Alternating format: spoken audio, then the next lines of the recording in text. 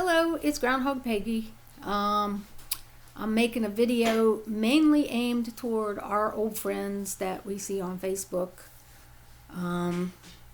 today. Just to update and to update my other friends that I see online on my condition. I'm in a bad condition here, but I'm getting better, I think. It's this right here. It's not a good thing. I had surgery yesterday, and I'm hoping that playing instruments will not be a thing of the past. I'm hoping that a whole bunch. But it was pretty bad, and I'm going to link for the people on Facebook a video I'd made as an email, actually, because right before this happened, I promised a friend, and we had come to this thing where he just got a PreSonus and he was doing some not videos, but making the recordings, and we were trying to get, we had it in the works that we might start sending our recordings back and forth and add to each other's, and like a sort of a jam online thing. And I promised him I'd play a banjo part too. Excellent fiddle part he did. And then rather than email him after he sent his MP3 with these fingers don't work good because they got calluses, so I have like this thumb to type with, so I just made a video. So if you want to see the whole story, it's on that video. I'll try to link it if my thumb will do that. Okay, Mike? Yeah, I've got to turn it off. Oh, It's okay. yeah, Mike's making coffee. Mike is the cook, bottle washer, plant waterer, bird feeder, hummingbird feeder, fish feeder, chef. Oh, I said cook. Okay, we won't go that far. Anyway, I will link what happened.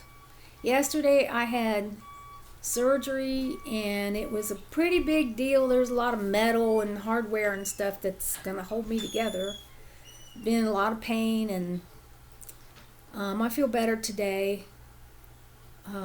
Yesterday was full of complications because with me, it's never just, oh, you shattered your wrist, we'll do surgery and put it back together. With me, it's, phobias of medications, past bad experiences with medications, not wanting all that. I try to talk them into a local thing, and they're like, no way, not for this. Not only no way, they did the local thing in the shoulder, plus the, cram it down your mouth. My breath still stinks like anesthesia. But anyway, I have a phobia of all those medications, and I have a phobia of the loss of control when you are being put under. So it was very tough for me to deal with that. And now in the age of COVID, Mike is the biggest comfort in my life. But in the age of COVID, he wasn't even allowed in the building. So I was doing this just on my own, trying to explain to people why are you doing this? I'm afraid of that thing you're doing right now, And so they were all real nice, though. The anesthesiologist, who I gave the hardest time, was the nicest and has a big interest in cello. I have a cello. And we were talking about that. That helped me just to know. The surgeon, I can't believe I'm saying I have a surgeon. I'm terrified of surgeons, but the surgeon was a guitarist and told me all about his collection of guitars, and he understood that I wanted this to play guitar and all my other instruments. Banjo, I don't know if I explained to him what was involved in the way I play banjo, because he was comparing it to Grandpa Jones.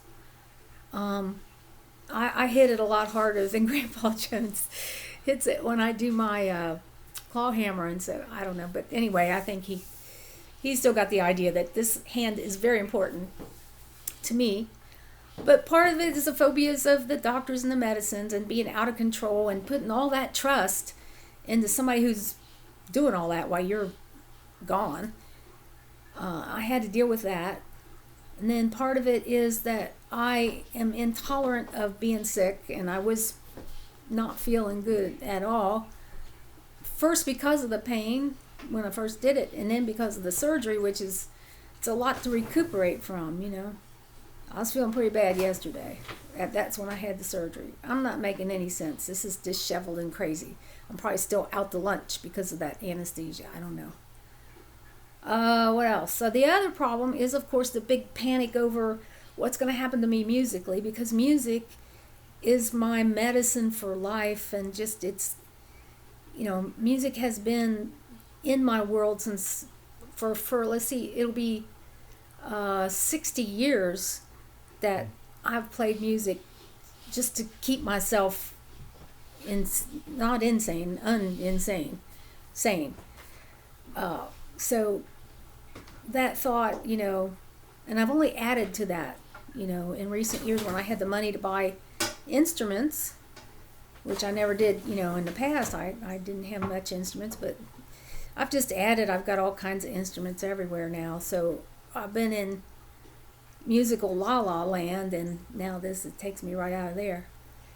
But Annie and Ronan have been so helpful, and they actually ordered me a cheap harmonica, which is all I need since I can't play the doggone things. So I'm like a kid at Christmas. That's supposed to arrive today. Maybe I'll be making some music today or making a lot of bad noise. I don't know. But when it happened, I got to say, Annie and Ronan pulled me through it. We have construction situation going on our road, and our cars were parked way down a hill in the dark. It was like 10 o'clock at night when this happened, and I knew Mike was already asleep, and I didn't want him to wake up groggy and run down the hill and get the car and all that. So Annie said she'd just come home and get her car, which was easier accessed. So she literally ran home, and Ronan sat with me as I was in a cold sweat about to pass out, and held a little cloth on it for the bleeding, and just stepped up very bravely trying to help me. They put me in the car and brought me home. Then Ronan ran down and scared the daylights out of Mike, yelling that I was hurt and everything. But then they brought me a brace to put on, and they've brought us food, and now they got me a harmonica. It's been nice that they've been so helpful.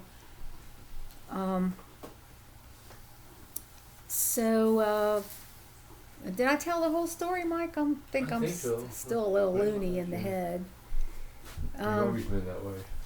It's no different than usual? Not much. Okay, not much A different. little bit. A little bit. Anyway, rather than write all this out on Facebook, because I got the one Just thumb. do a little chatty. Okay, yeah, I've always been chatty. And it's hard to do the thumb to make big paragraphs and coherent sentences and capitalizations and punctuation and all that kind of junk. So I'm just communicating by YouTube right now. So I'm going to make this YouTube. I'm going to put it on Facebook. I don't know if you can make sense out of it. I'll try to get a link wherever it goes up, or maybe it goes up that way. I don't know. I think it's over there. I'll put a link up to the first video, which I made when I was really feeling bad before the surgery, when I knew I had to have surgery, after the guy had tugged and cracked bones around trying to make them fit together. And I can't think of anything else. I'm just kind of laid up, still feeling a little bit bad. Hope at least that I'm not nauseous today. There's a little nausea patch somewhere on my neck. We got to take that off today and hope I'm better. The instructions for taking it off made it sound like it's nuclear waste. Like, don't touch it, don't touch the glue, wash your neck, don't let a pet near it, just put it in the garbage and cover it with, lead weights or something. I mean, it's like, what is that stuff, That's what I don't like about this whole thing. What is it? But without it, I don't know, I'd be sicker than a dog, because I was pretty sick with it, Well, that's it, I guess. I got through that. It was very tough for me, and it was tough that Mike couldn't be in the building. I just knowing his presence in the building even would have helped me. And usually I know when people have surgery, they even let your significant other in the back while you're waiting, for all that. And that would have helped me a whole bunch. But, I understand because everybody that gets the surgery had to be tested for COVID.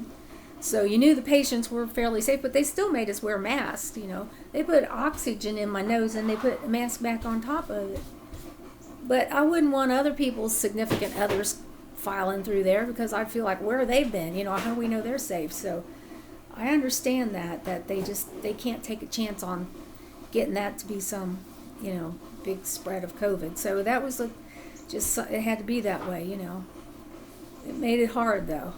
And I guess this whole thing, this is the most painful thing I've ever had in my whole life. And it reminds me that there is pain that exists in this world.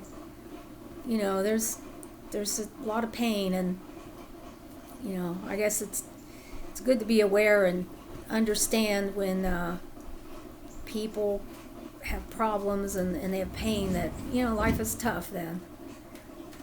And I guess it just elevates the empathy levels even more, to realize that, to think about that.